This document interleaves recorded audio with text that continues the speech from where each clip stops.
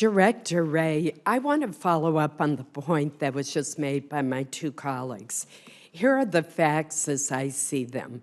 We know that the Russians were relentless in their efforts to influence the 2016 campaign and to further divide and polarize our society.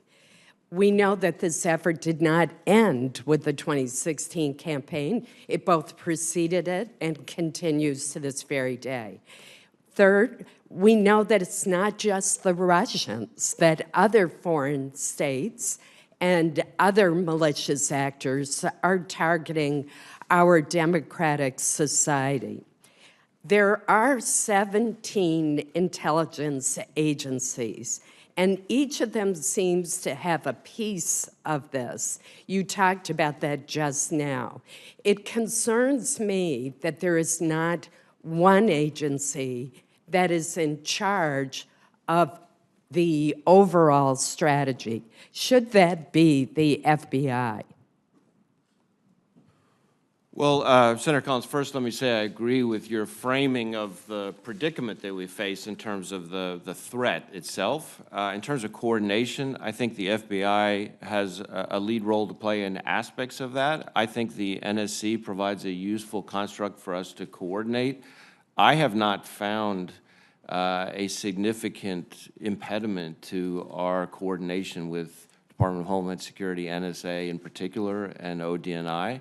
And I have found that to be fairly similar to, as I say, the way we deal with counterterrorism and a number of other national security threats. So at the moment, that hasn't struck me as one of the biggest barriers we face. I think the bigger issues for us are making sure that we continue to lean in and are working with Silicon Valley in the tech sector on the foreign influence side and with the state and local election officials who, after all, really control the election infrastructure side. I think that part of it is where we need to keep upping our game as we anticipate 2020, the threat being even more challenging than it has been.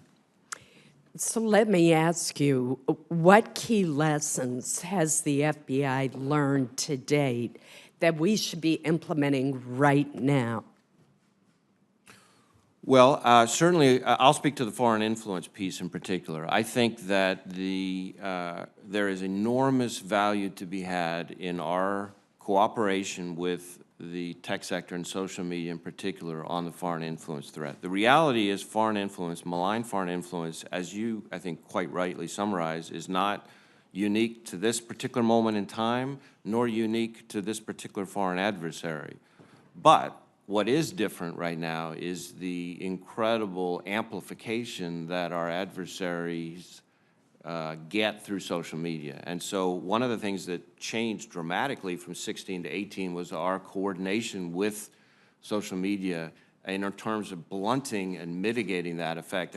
And what we saw in 2018, which I think we're going to need to do even more of in 2020 in terms of lessons, is that when we supply leads and information to the social media companies, there's all kinds of ways they can leverage their own tools and kick some of these accounts off of their platforms very, very quickly in a way that would be hard for any agency of government to do.